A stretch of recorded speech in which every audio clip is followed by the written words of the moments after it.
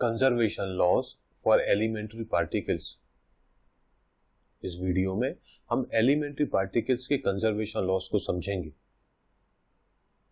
Conservation loss किसी भी तरह के चेंज के दौरान कॉन्स्टेंसी का एक स्टेटमेंट होता है। यदि किसी भी तरह के चेंज के दौरान आइसोलेटेड सिस्टम की क्वांटिटी कांस्टेंट रहती है तो हम कह सकते हैं कि आइसोलेटेड सिस्टम की क्वांटिटी कंजर्व हुई। किसी भी चेंज के दौरान यदि किसी आइसोलेटेड सिस्टम की क्वांटिटी कांस्टेंट रहेगी तो हम बोलेंगे कि आइसोलेटेड सिस्टम की क्वांटिटी कंजर्व हुई।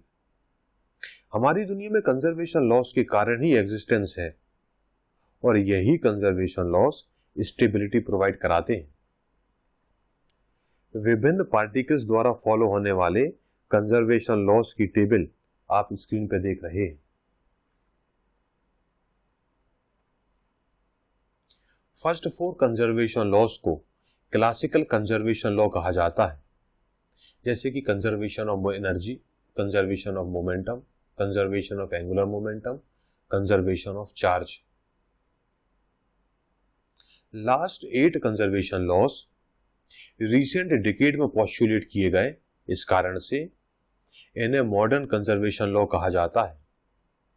मसलन conservation of electron family number, conservation of muon family number, conservation of baryon family number, conservation of charge space time parity, conservation of strangeness, conservation of special parity, conservation of charge conjunction और conservation of isotopic spin.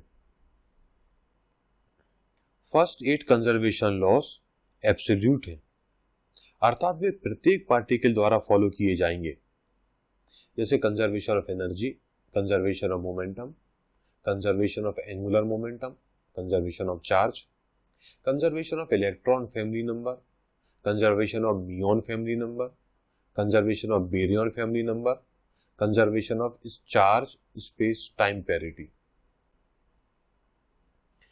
इसी प्रकार broad classification के second column के last 4 conservation laws को partial conservation law कहते हैं, क्योंकि वे कुछ पार्टिकल द्वारा फॉलो किए जाते हैं, जैसे conservation of strangeness, conservation of special parity, conservation of charge conjunction और कंजर्वेशन ऑफ आइसोटोपिक स्पिन।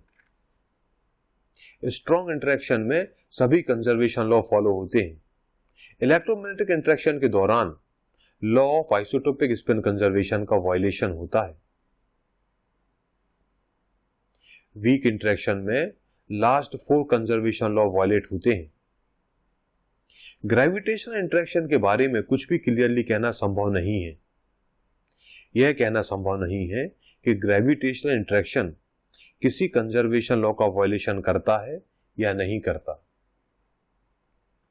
यदि मान लिया जाए कि ग्रेविटेशनल इंटरेक्शन किसी कंजर्वेशन लॉ का वायलेशन करता है तो इसका असर कॉस्मोलॉजिकल डोमेन पर होगा। जैसे बेरियन नंबर के कंजर्वेशन का वायलेशन में नए न्यूट्रॉन और प्रोटॉन क्रिएट होंगे, जैसा कि यूनिवर्स की कंटिन्यूअस थ्योरी में कहा गया है। यह न्यूट्रॉन व प्रोटॉन का इरोजन या क्षय होगा। दुनिया की संरचना के लिए एक बहुत महत्वपूर्ण चीज है। एक्सपेरिमेंट से हमें पता है कि यदि न्यूट्रॉन और प्रोटॉन का इरोजन भी हो रहा हो तो भी यह बहुत ही स्लो प्रोसेस है और सोलर सिस्टम को इस प्रोसेस से कोई भी नुकसान नहीं होगा। इस वीडियो में हमने एलिमेंट्री पार्टिकल्स में कंजर्वेशन लॉस को समझा।